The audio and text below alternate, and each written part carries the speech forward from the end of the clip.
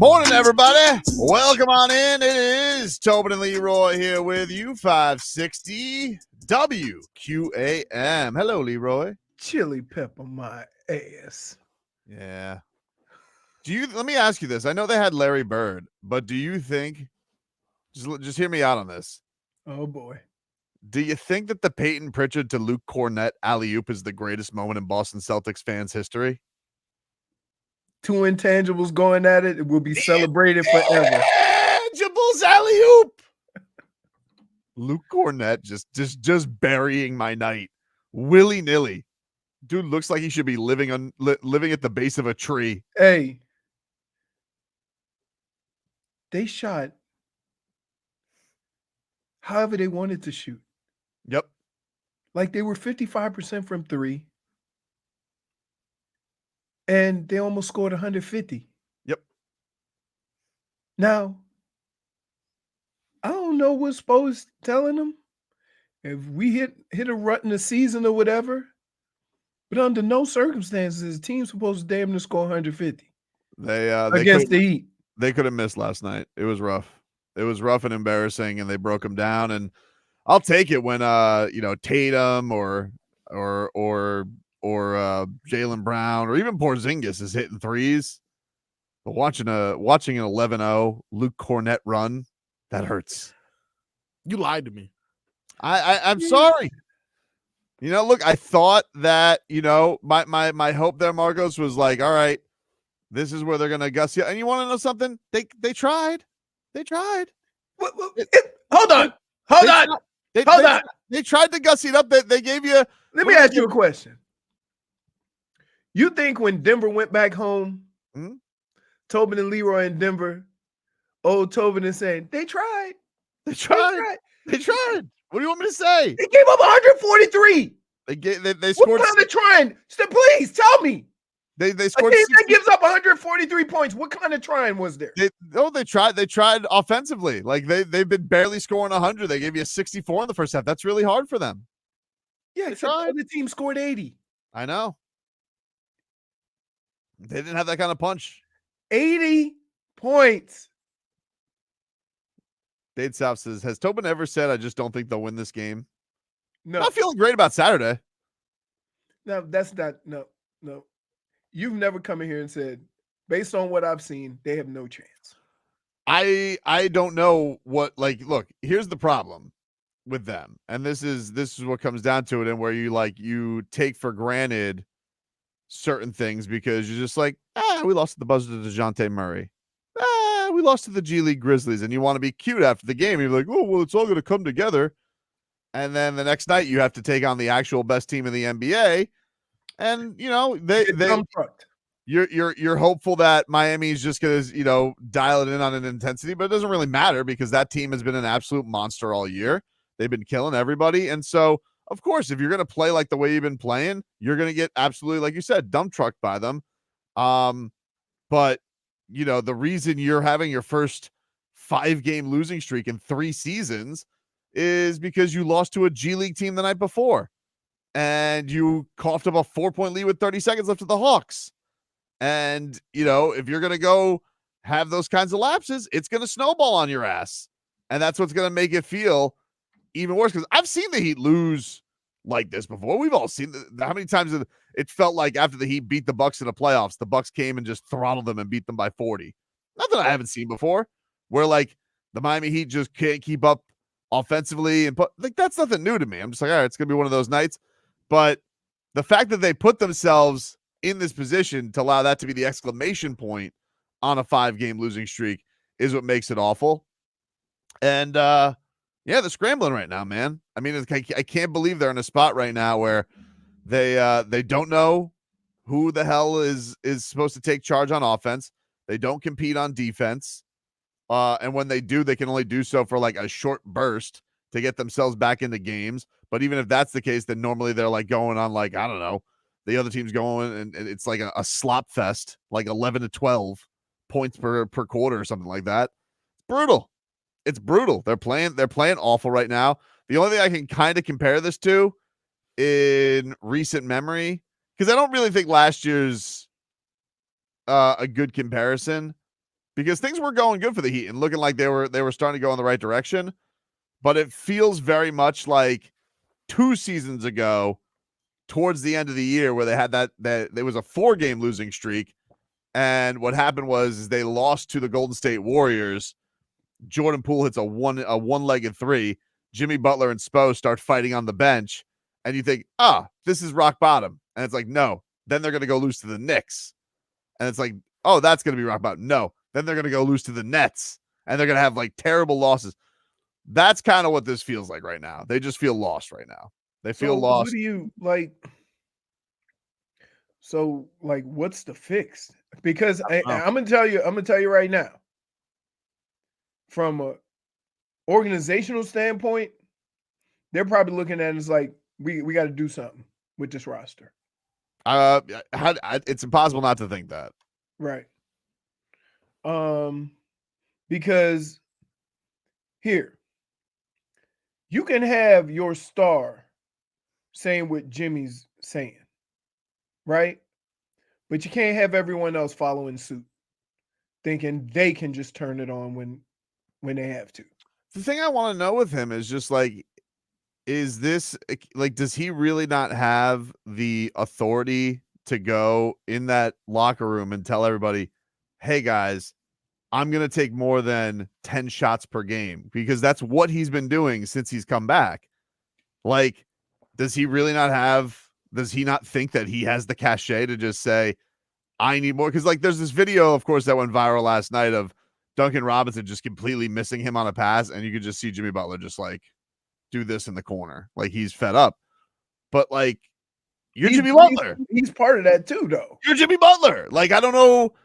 Are you just going to let this happen? It's your team. You're the star. You're telling me you can't take all the shots if you don't want to? You're going to give them all to Tyler and Bam and to Caleb Martin? Like, it's your team. So, I don't know. Schmieden says, I don't think you can hear over Kyle Lowry's laughter. Oh, yeah. He's got to be loving this. It's like, oh, it's my fault, eh? Hasn't been a great start to the Scary Terry era. I mean, at least he looks like he's moving around. I mean, he's moving around. Want a scary stat? Sure. This was on NBA TNT yesterday. Took a picture of this. Through 44 games last year. Yep. 24-20. Through 44 games this year, 24-20. The only difference thus far is the lineups that we've had, which last year, up until this point, we had 19 different starting lineups. This season, a whopping 25. Well, 24-21 now. So this was before even worse. Okay. Even worse, dude. This feels remnants. No, that's definitely Marcos. I definitely think that is a huge thing, that they have not had any consistency this year with the lineups. But the thing that's crazy about this is, you know, to lose to you lost Jaime Jaquez, and but it coincided right with getting Jimmy Butler back. How is losing Jaime Jaquez but getting Jimmy Butler back, how should that be bad? How should that equate to your team being worse? And the team seems much worse than how is that possible? And I don't think it's like, I know people energy, are gonna say, well, Jimmy, I chalk it up to energy, right? There's certain guys on the floor, and Jaime is one of those guys that plays with an extreme amount of energy, and it kind of gets everybody in that frame of mind. Whereas when you have Jimmy and Bam and Tyler, a lot of times it's, let's run an offensive set. Do. Oh no, 3 seconds. Somebody chuck it up. And here's the crazy thing. Here's what pissed me off about all last night. I'm watching this game. Mm-hmm. They're shooting mid-range jumpers and missing. And the Celtics are shooting threes. Yeah. Well, that's been their diet all year. Even if you make those, okay, you're down by 20 anyway. So you got to do one of two things. Stop them from shooting threes, or you got to shoot threes. Otherwise, you ain't going to keep up at that clip no matter what you do. You can have a very efficient day. But everybody took that step right inside the 3-point line and shot a long two, wasn't making them, and it just looked awful. Awful, dude. A lot of soul searching to do. Doesn't get There's any no easier. soul searching. They know. Do they? No, like when Jimmy you do Butler soul said searching, you need to figure out what it is. Jimmy Butler's answer to this yesterday was, "We got to get back to having fun." And then he was asked, "How do you do that?" I don't know. Yeah, but that sounds like a great. Here's the thing you guys should be aware of in oppressor.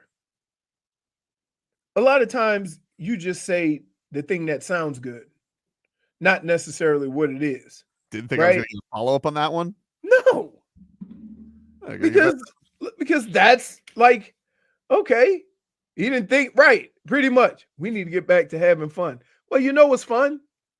Winning is fun. So if you win a couple games, then is it safe to say, "Oh, we having fun now"? Like, no, it's just whatever. You got to play better. Losing to Conchar is not fun. Yeah, well, what about the intangible alley-oop? That wasn't too great either. That hurt. Bob. That hurt. That hurt. Really? That hurt.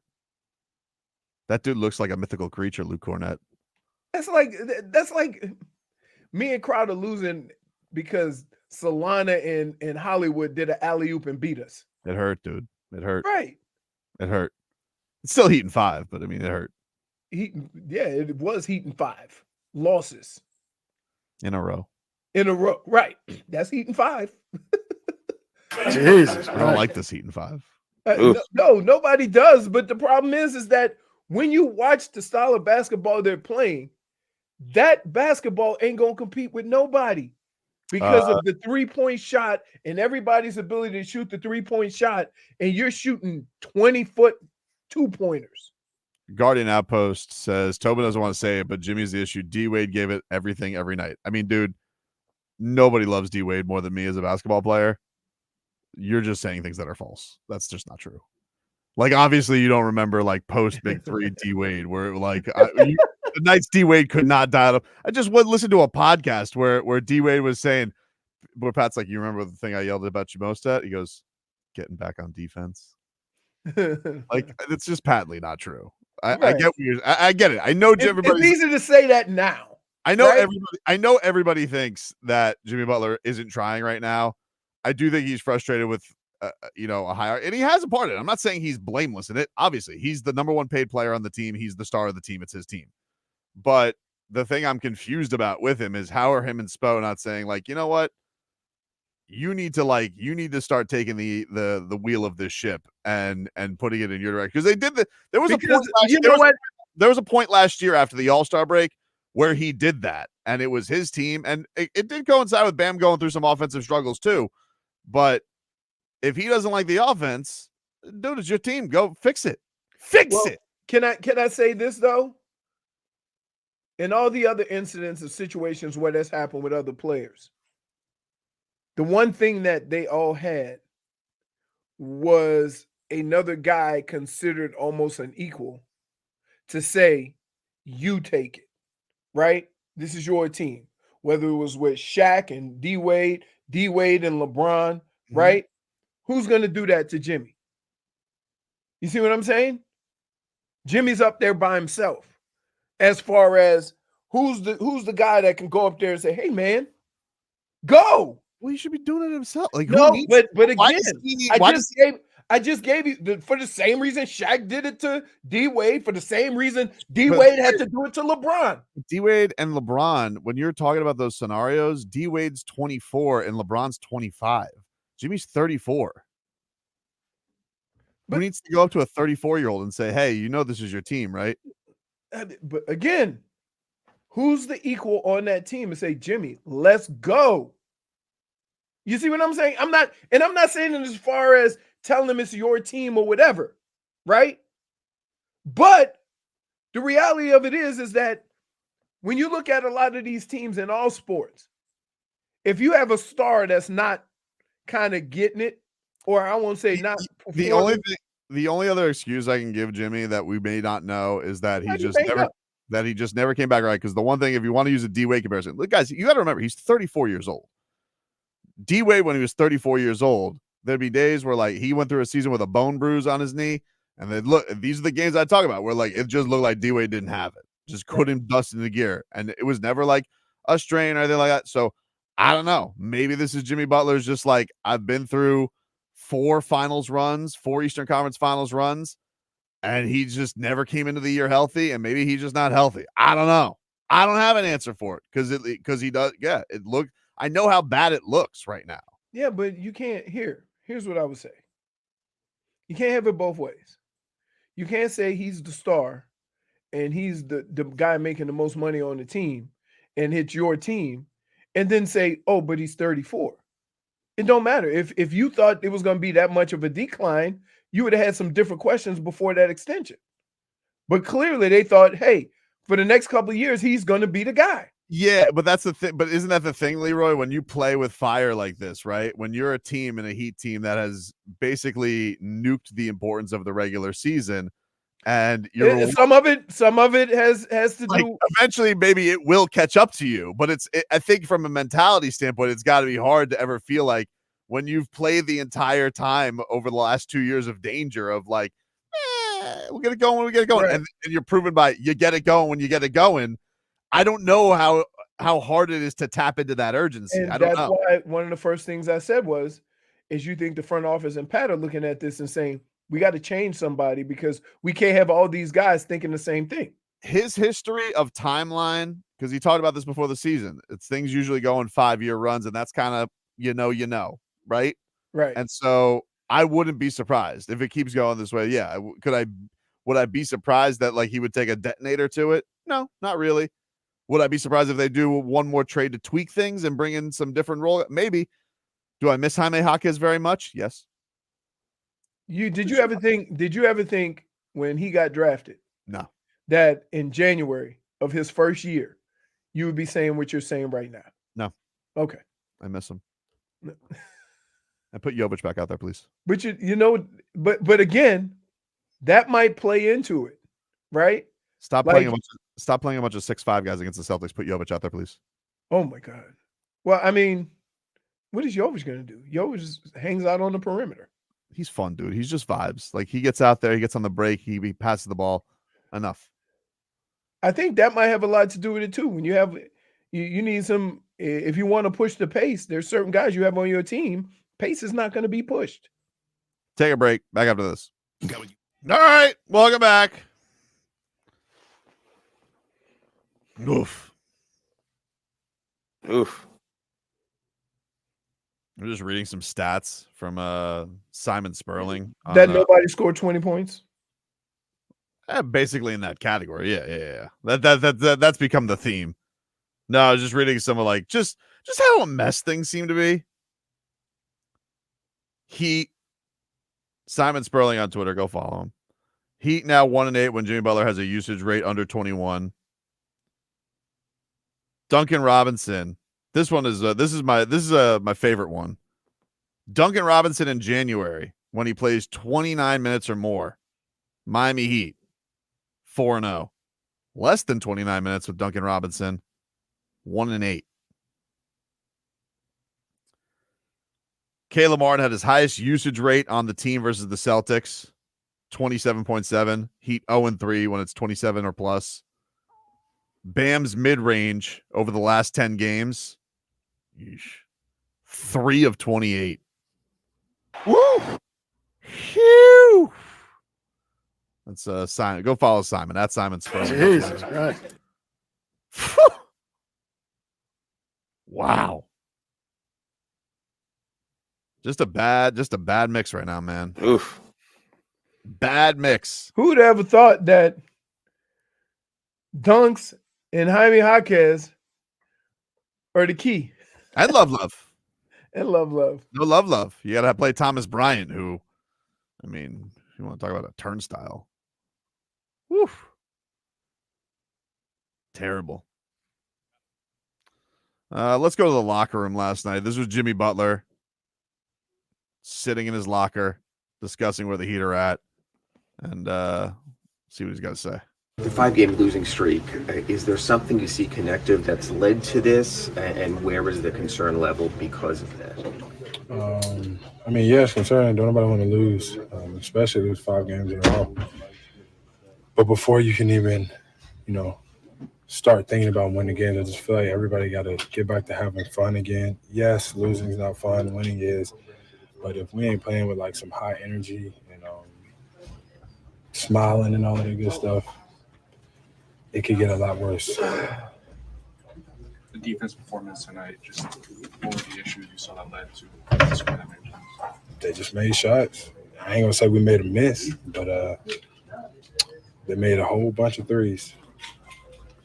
Jimmy, obviously, coach has been saying that, first of all, this is a humbling night, but it feels like that a breakthrough is coming soon. Do you feel that same way? You better feel that way. I mean, you got to win sooner or later, right? That's the way I'm looking at it. But we got to start doing things the right way on both sides of the ball. And, time's going to come. I know that. You pause it for a second, Marcos. We got to feel that way. Eventually, it'll be here. Oh, my God. Oh, man. D-Sizzle says Rozier's shooting must still be in Charlotte. Been a rocky start. Or maybe the guys on this team are rubbing off on him. Maybe. Chuck was saying last night, he said at halftime, he says he thinks it's going to take a couple weeks, but he thinks it's a good move. But I don't know if they got a couple weeks. They ain't got no choice now. Because, I mean, what if there's other changes? Kenneth says that Jimmy is the one who looks like he's not having fun. Yeah. Not shooting. I don't understand it. And it's not like he's shooting poorly. He just don't shoot.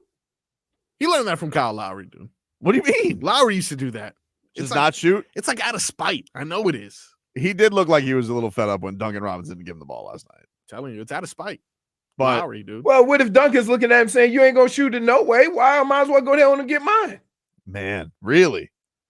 Well, this is I why mean, hey, how many shots did Jimmy have last night? I think he was, let me see. Not enough. What did he have? 11 last time, Marcos? Yes, and it wasn't enough. Jimmy Butler, Jimmy Butler, 7 of 11. Right. So what, Got to the free throw line one time. Okay. That's not a Jimmy Butler game. Nope. This has been exactly what Jimmy Butler, outside of that one game in Brooklyn where he got to the free throw line a gazillion times, which is the one game they've won since he came back. No, it hasn't been Jimmy Butler, but that's been what he's been. Last game, 4 of 10. Game before that, 5 of 10. Game before that, 8 of 10. Most shots he's taken is 12. That was in the overtime game against Brooklyn. Which is crazy. Been wild. And the games that he doesn't get to the free throw line, the Heat get blown out. Right. Because when he's aggressive, everybody else is aggressive. He got to the free throw line once in the Boston game, twice in the Orlando game where they got skunked, and then the Toronto game he got there. That was the game where he basically just shot threes. I don't know. Let's hear more from Jimmy Butler. No, not at all. I think the way that the offense ran the first 3 quarters was good, but still not where we need it to be. We just got to be better in so many different aspects of the game. Our offense has been horrendous the past couple of games. Defense ain't been too much better either. But we're in that cycle again once we're not making shots or the offense isn't going the way that we want it to go. We don't play defense. That's the cycle we're in. Yeah, Jimmy, real quick, can you just kind of talk about what the inclusion of Terry to this team can really, how it can impact the team kind of going forward? I mean, I think it can be a positive thing. A new face, yes. The scoring that he brings, the leadership that he brings. He's played in the playoffs a bunch with the opposing team. And, I mean, he's just a hell of a player. He's smiling. He's happy. And I think that's going to become very, very contagious. He's going to be the ringleader for that. All right. He thinks the offense has been horrendous. Duh. He wants a lot of smiling. Like, what do we need to do? We need to like bring the circus in that? Like, what would make him happy? Do I need to like bring Kane Brown? Like, I think like, Pat will tell, like, what do you want? Do you want me to bring like, do I bring all of Nashville down here? Like, what would make you happy? Like, what exactly is going to get you in a better mood? Was D Wade and Udonis Haslam celebration Yeah, not emotional enough? was that not enough of a thing to tap into? I don't understand this. We need to get back to enjoying things, and we need to look, Spo. I don't know who needs to tell you this because you're a genius. Oh, I will say things have kind of gotten flat since he signed that big contract. Oh my goodness! Are you? He played the button, not me. But one would have to ask. I mean, all of a sudden, this monster contract. Did you not whisper? Get the button ready. That's what he said. I know. I didn't. I don't know what he said, you bastard. No, that's what he said. Jordan Appo says, "You want Shakira on the coaching staff? Yeah. What do you want? What can we do to make you happy?" I mean, Team like team you lose. You can't lose. Listen, you can't lose by 30, and your best player take 10 shots. No, every game since he's been back. What do you got to do? What do we need to do? We need to like hogtie Tyler in the back. Like, what do we need to do to give you more shots? We need to tell Caleb Martin to calm down. What do we need to do? Do we need to find people? Here's the other thing. Jimmy? Here's the other thing. Is that even with Jimmy taking 20 shots and getting 30, they're still exchanging 2s for 3s. Yeah, but at least he takes efficient shots. Like he's going to go to the rim. Okay, great. Add another 15 points to what he scored. You can't in this league exchange 2s. No one's shooting that team. Last night was ridiculous. It was ridiculous. Were they 55% from 3? I don't want to talk about it. Let's hear more from Jimmy. You brought Kyle in sort of as your guy. How tough is it to... I didn't bring Kyle in as my guy. Okay, but you guys were close friends. What was it like to have to go through this process and see him go? Yeah, I mean, I'm probably text him right now, honestly. That's my brother. Like I tell everybody, basketball is not going to change the bond that we have, the bond that we both have with each other's children.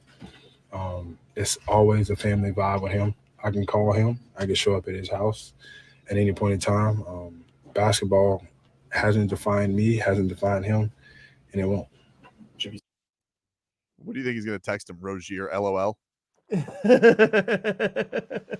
probably going to text him right now, Ira. Lowry? I don't like. Have they not figured out the NBA yet? All these stars can go and talk to somebody, but they ain't gonna put it on them, right? Jimmy's like, I didn't make the deal for Kyle Lowry. Yeah, well, kind of you did though. Wink. Semantic samurai, dude. Well, you would know. I would. Here's let's finish up what he had ninja. Talking about needing to change the energy after a game like this. What is the first step to doing that as a leader? I don't know. I genuinely, I cannot give you an answer for that. I just know that we got to stick together through the good and through the bad. And I know that this will change. This too shall pass, however you want to put it. But we're going to have to go out there and do it. And it's not going to get any easier. I'll tell you that. I mean, with the way that you guys were switching out there tonight, I know there's been a lot of drop for you guys this season on the defensive end. Did you think the help had to be there a little bit earlier? What did you think about the way that you guys executed it there? There were bad switches. The help was bad. The contest was bad. The closeouts was bad. It was just all bad. It didn't matter if we were switching or in the drop. We weren't running nobody off the line. We weren't making a miss. So any coverage that we decided to throw out there, we didn't do it as players. I don't care what Spo says. This ain't on him. This ain't on none of the coaches. This is on us. We're the ones that's out there playing. We're the ones out there that's supposedly competing. Thank you, Jimmy. Thank you, Jimmy. Awesome. Always great when you dismount with we're supposedly competing. I hate That's not a dismount. A dismount is way too competitive with what's been happening. What do you just slip and fall? He just fell off the horse. Just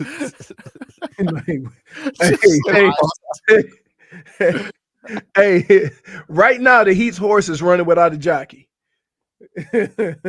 So you can't win, but your horse still can look fast. I'm just Jaime. His team. This is Jaime's team now. Will you Thought you were lying. stop? This is Jaime's team. Thought you were lying. Time time. Time. You are a sucker. You Yes, will you will What? be rats off a ship on anybody. How am I rats off a ship? I'm saying They it's play- Jaime Hawkins' team. They play 82 games. Mhm. They've lost 5 in a row. What did I And say? You've already said- it's not Jimmy's team You- anymore. It's Jaime's You team. laughed at me when I said this was Jaime Hawkins' team. And I gave you the records, which by the way have only gotten worse since I did the statistical breakdown. And you failed to realize this is Jaime Hawkins' team. Hey, It is. Marcos, the one time this idiot uses stats.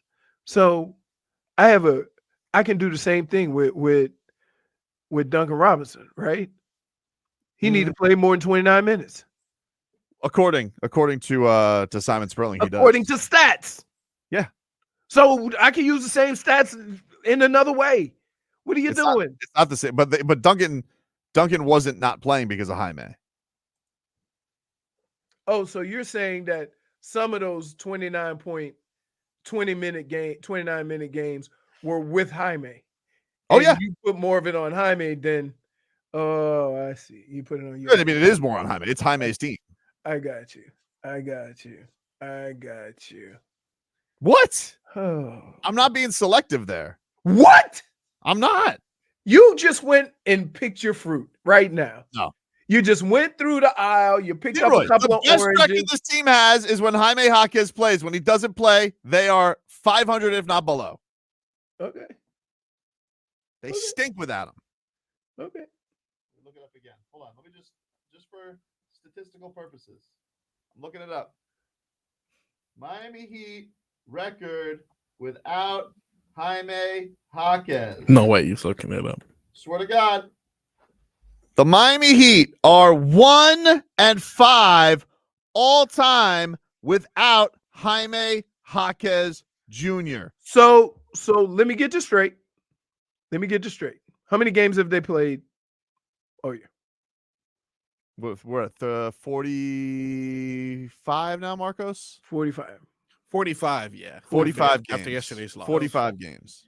And you've taken 6 games Mhm. and a 6-game sample Yep. of an 82-game season Worst 2 weeks of our life. and have determined that if Jaime was playing, this would be different.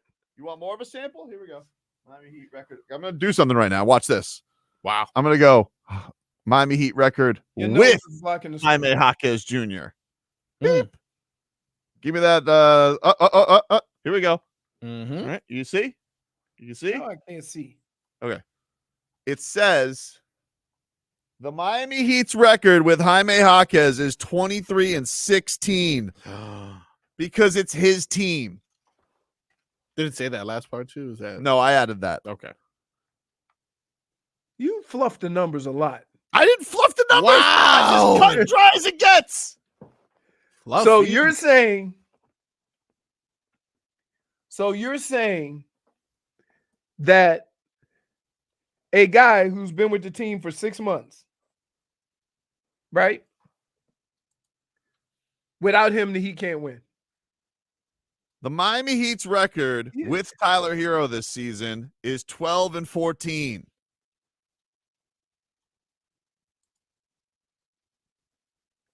Do you want me to do Duncan Robinson? Sure. Why not?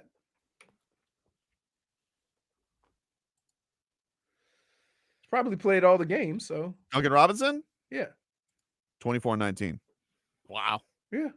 Okay. How about that? I mean, are we So you tell me. Is there a- is there a sounding like this is intangible South right now. Hmm? What do we? I just think that you need to interject some energy, and Terry Rozier does that. Jaime Jaquez does that. even Dunks has been playing with a different level of, energy with what he does. That being said, you still have to have people pressure in the paint so that these guys can do what they do. Dunks can do what he does. And I think bringing Rozier in there has done that a little bit because he gets to the rim. Now, for some reason, nobody that gets to the rim makes the shot, but he does get to the rim a little bit more, which should allow guys open for threes, which nobody's making. So, can you just say because of the success or the failure of that play, it was a good play? I think they're trying now. The problem is that your guys that normally get your free throws, that normally get to the line and get you those freebies, are not doing it. Agreed. And that's where Jimmy comes in. Especially with Bam building a brick freaking house from mid-range lately. Ooh. It's been And a cold mid-range. December. Wait. It's been a cold January. Can I just say this? Is the mid-range shot the worst shot in basketball right now? A lot of people, yeah, it's the least efficient shot. It's the least efficient shot. It is a shot that harbors more value in the playoffs because the defenses slow down, and so you do need guys who can make those shots. See, I think we say this about the playoffs, but I personally think teams are going to just start running teams out off the court. It happens for a lot of games, but usually when series slow, a lot of the times in series, the way this comes down to it, why Bam is still value is because obviously he's a great defender, but those big shots, in late series when you guys have kind of figured each other out, you do need people who can make those tough shots. Mm-hmm. But he's been a third little pig from mid range lately, building a house of bricks. Which, again, if you're already shooting the most inefficient shot in basketball and you're missing it to become even less efficient, that ain't good, Bob. Not great. Right. Not great. No, they need – I don't know what they need. I don't know if they need They need more – they need Jimmy to start being more aggressive. They have Terry who's trying to be aggressive. You got Bam who's, in the paint banging bodies. And then that's going to free up some of these three-point shooters. I think a lot of what they did last night was they got crushed, but I did like that Tyler was taking a lot of threes last night. I think he needs to do more of that instead of, the float Mingo all the time. Stop. -1. Why?